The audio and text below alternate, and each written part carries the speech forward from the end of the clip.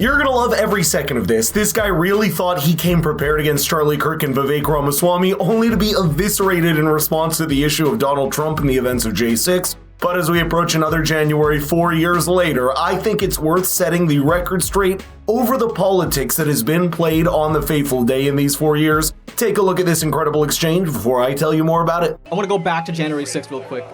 Let's just start with like a point of a common ground.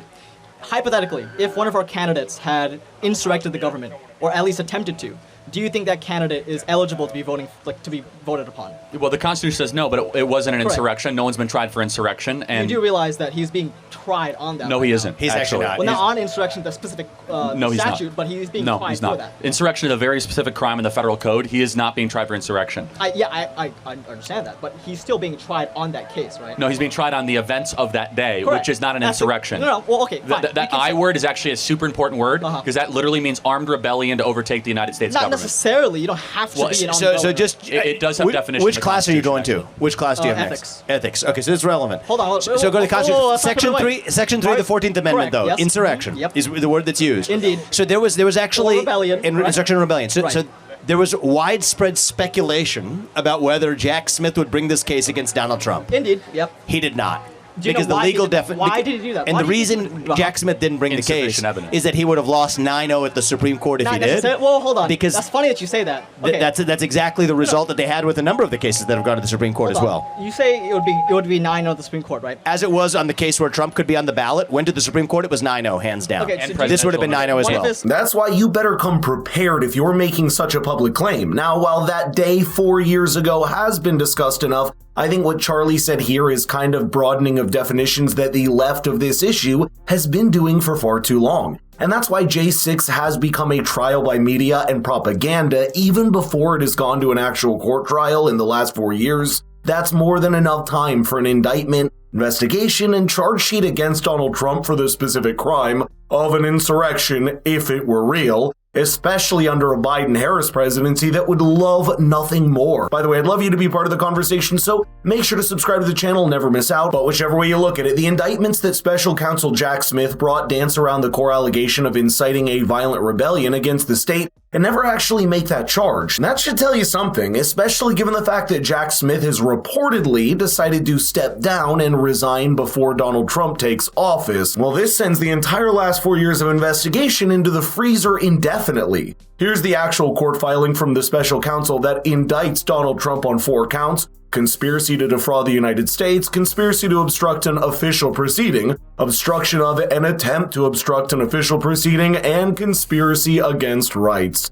And none of these could end in the conclusion despite more than enough time for it.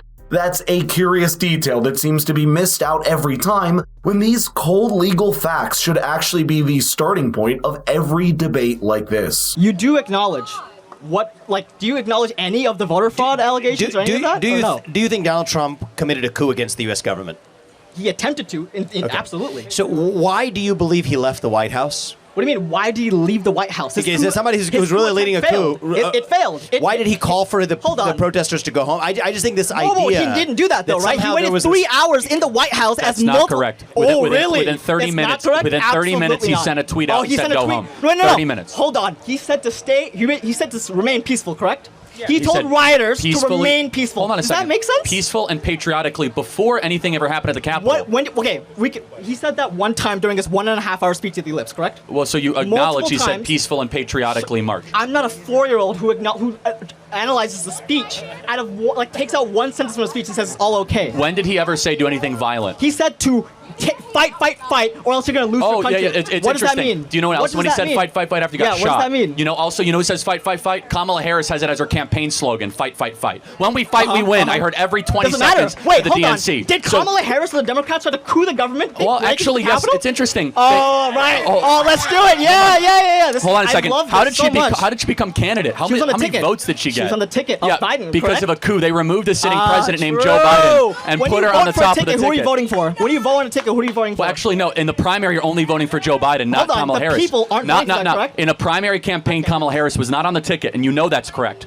Joe Biden received 16 million primary votes without Kamala Harris as her VP. You'll never get an answer to this from someone as blindly on the left as this guy. Nothing about the way that the Democrats in the last decade have sidelined Bernie Sanders from the party, forced Joe Biden out of the race, or artificially elevated Kamala Harris to the top of the party ticket has been democratic in any sense. And that actually matters, especially since this student is so quick to use Trump's own words against him, except where implored on people to remain peaceful. And that's not even a partisan debate, it's simply a recognition of the facts with statements that are still up right now. According to the BBC, it was above 1:45 p.m. when the Capitol Police declared the protest had turned into a riot. And here's what Donald Trump tweeted in about half an hour saying, quote, "Please support our Capitol Police and law enforcement. They are truly on the side of our country. Stay peaceful." And then a second statement from Trump just a few minutes later demanded that protesters remain peaceful, saying, quote, "I'm asking for everyone at the U.S. Capitol to remain peaceful, no violence. Remember, we are the party of law and order, respect the law, and our great men and women in blue. Thank you."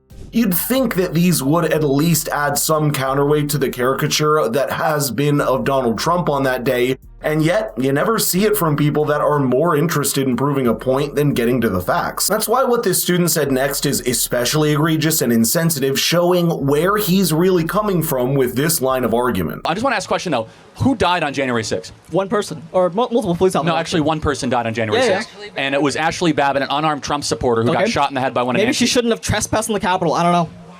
Yeah, I know. It's going to be a hard one. I will bite that bullet. Absolutely. Obama's death penalty now makes more sense. Yeah, exactly. No, so the death penalty for walking through your own Capitol. No, but you shouldn't be trespassing, trying to subvert the election results, correct? Have you seen the video what happened? No warning whatsoever. Absolutely, yeah. Lieutenant Michael Berg pops her right in the head, and this guy says, "Oh, crime me a No river." warning? Really? He Yes. pulled out the gun and she jumped through the window. What do you think about the What do you death? expect to happen? Did you get mad about the death of George Floyd? I really don't care about any of this. I don't care. Go back to the focus. It's irrelevant to this. It's relevant. No, it's you not. Can yell The whole country blew up for George Floyd, okay. and yet a Trump supporter gets shot in the head, I'll say one last thing, peacefully and okay. patriotically protesting, and that's I perfectly am fine. for all of you to read the first section of Jack Smith's court filing. No one's going to read that crap. That's truly a revelation, isn't it? When the value of lives is measured on a political scale, you should know the scary road you're going down. The idea that you'd use a false and loose definition of insurrection and then use it to simply dismiss the fact that someone lost their life that day means ideology started to cloud your moral judgment. Unfortunately, that's more than just an individual problem, because this is exactly what you see on a broader scale with the mainstream media, and the reason that nobody really trusts them anymore. We have gotten to the point where we don't trust the media, we don't trust our legislator, we don't trust the executive, we don't trust You know anything. why? They haven't earned our trust. Oh, right, true. Wait, no. Let's go through the list. Hunter Biden laptop misinformation. Where did the virus come from? Biolabs in Ukraine. No, it's exactly, yeah, fine. That's okay. Go to your ethics class. But with the re-election of Donald Trump as president, it's going to be much harder for the mainstream media to be able to keep this charge alive for 4 more years. Of course, as President Donald Trump will enjoy a degree of immunity that stalls these cases and indictments indefinitely, but let me know in the comments how you see them panning out into the future, and share this video with people that need to see it. I think this discussion is a reminder of just how important it is to start from the facts and first principles, especially in the haze of the media spin that we're all susceptible to, whether we know it or not.